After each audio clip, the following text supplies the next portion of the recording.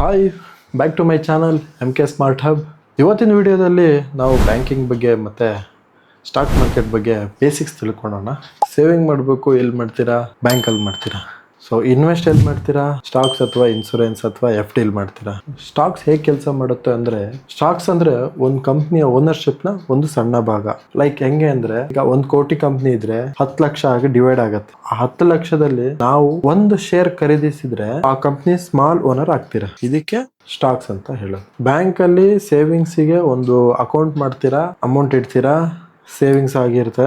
Bank ಅಲ್ಲಿ amount ಇಡ್ಲಿಕ್ಕೆ bank account ಬೇಕು, ಸೇವಿಂಗ್ಸ್ ಅಕೌಂಟ್ ಬೇಕು. ಅದೇ ಸ್ಟಾಕ್ ಅಲ್ಲಿ ಇನ್ವೆಸ್ಟ್ ಮಾಡ್ಲಿಕ್ಕೆ ಡಿಮ್ಯಾಟ್ ಅಕೌಂಟ್ ಬೇಕು. ಸೊ ಇವೆರಡಕ್ಕೂ ಬೇಸಿಕ್ಸ್ ಏನ್ ಬೇಕು ಅಂದ್ರೆ, ನಮ್ ಡಾಕ್ಯುಮೆಂಟ್ ಪ್ರಾಪರ್ ಆಗಿರ್ಬೇಕು. ನಿಮ್ ಆಧಾರ್ ಕಾರ್ಡ್, ಪ್ಯಾನ್ ಕಾರ್ಡ್ ಇವೆರಡು ನೇಮ್ ಸೇಮ್ ಮ್ಯಾಚಿಂಗ್ ಇರಬೇಕು. ಮತ್ತೆ ಡೇಟ್ ಆಫ್ ಬರ್ತ್ ಕೂಡ ಸೇಮ್ ಮ್ಯಾಚಿಂಗ್ ಇರಬೇಕು. ಎರಡು ಸೇಮ್ ಮ್ಯಾಚಿಂಗ್ ಇದೆಯಾ ಇವಾಗೆ ಚೆಕ್ ಮಾಡಿ. ಹಾಗೆ ಇವೆರಡು ಹೇಗೆ ಲಿಂಕ್ ಮಾಡೋದು, ಹೇಗೆ ಚೆಕ್ ಮಾಡೋದು ಅಂದ್ಬಿಟ್ಟು ನೆಕ್ಸ್ಟ್ ವಿಡಿಯೋದಲ್ಲಿ ತಿಳಿಸ್ತೀನಿ. ಹೀಗೆ ಬ್ಯಾಂಕ್ ಬಗ್ಗೆ, ಫೈನಾನ್ಸ್ ಬಗ್ಗೆ, ಸ್ಟಾಕ್ ಬಗ್ಗೆ ಹೊಸ ವಿಚಾರ ತಿಳ್ಕೊಳಕ್ಕೆ ನನ್ನ ಯೂಟ್ಯೂಬ್ ಚಾನಲ್ನ ಸಬ್ಸ್ಕ್ರೈಬ್ ಮಾಡಿ, ಶೇರ್ ಮಾಡಿ, ಲೈಕ್ ಮಾಡಿ.